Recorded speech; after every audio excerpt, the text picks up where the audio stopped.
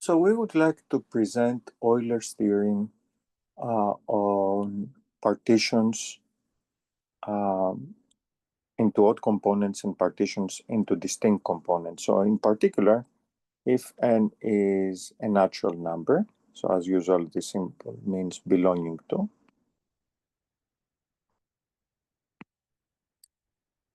we would like to show that the number of odd partitions of n is equal to the number of distinct partitions of n. So this is the number of partitions of n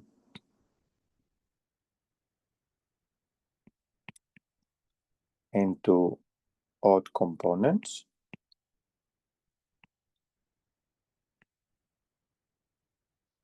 And these are the number of partitions of n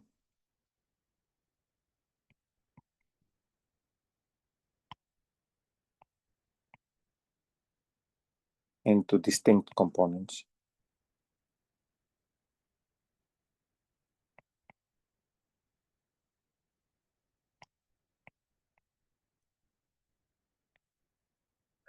And let's recall what the generating functions are.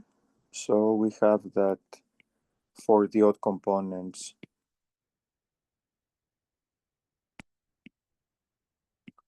we have this function on the left that gives us exactly the power series where the coefficients are the numbers of partitions or into odd components. And then we also have this function, this infinite product, that gives us the partitions into distinct components.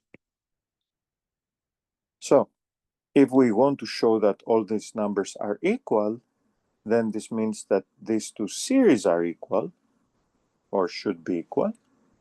And since each of these two series are represented by their counterparts on the left, what one needs to show is that these two series are equal.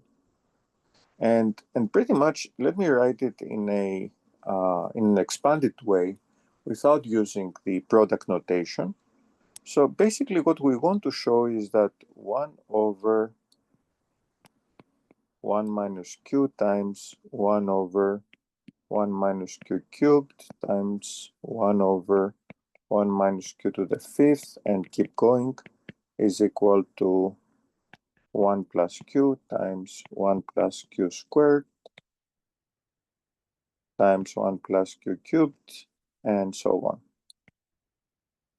Okay, so this is what an ingenious treatment of a mathematical problem looks like. So Euler was actually asked to solve this problem, and he came up with the theory of generating functions.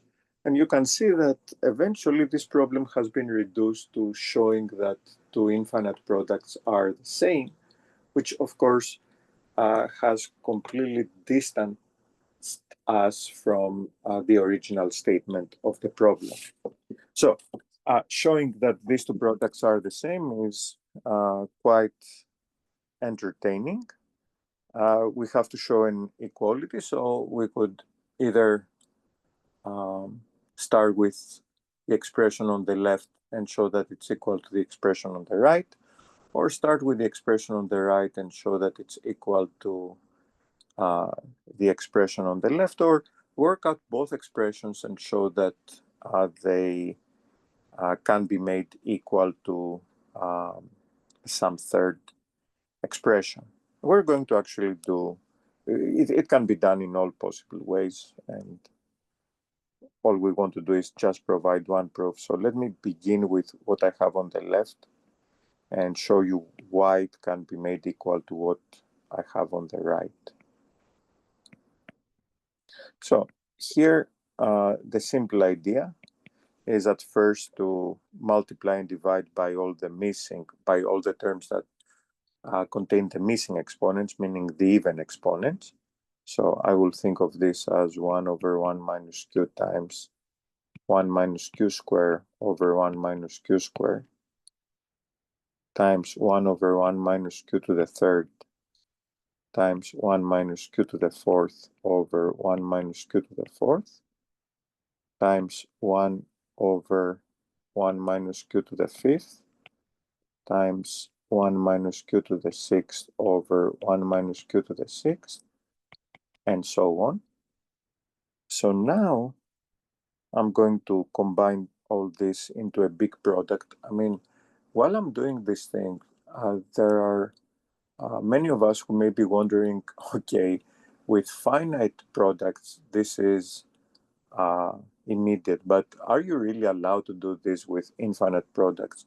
And the answer is yes, because basically what you do is you do it for finite products and then you pass to the limit. So everything can be justified quite rigorously here.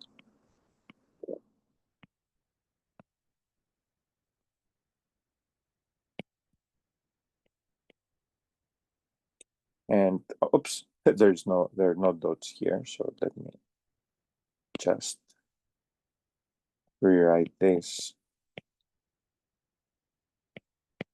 like this. And then on the bottom, we have 1 minus q times 1 minus q squared times 1 minus q cubed, and so on. And now the trick is to use the identity of the difference of squares for each of the terms on the top. So this will give us, so the first term really gives us 1 minus q times 1 minus 1 plus q. So that's the first parenthesis. The second one will give us 1 minus q squared times 1 plus q squared. The third one will give us 1 minus q to the third times 1 plus q to the third. And we keep going. So basically what I'm saying is that this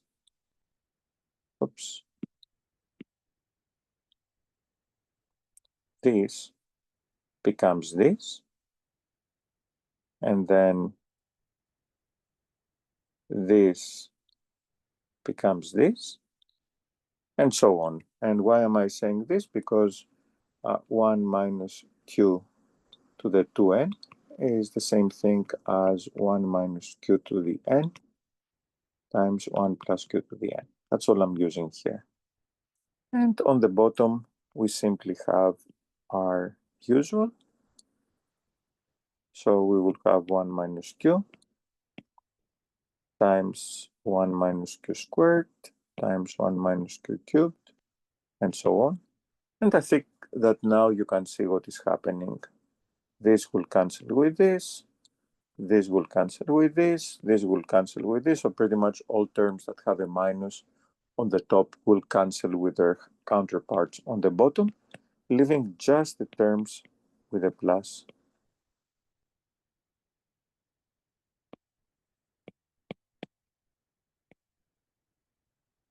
And that, of course, means that we have obtained the right-hand side.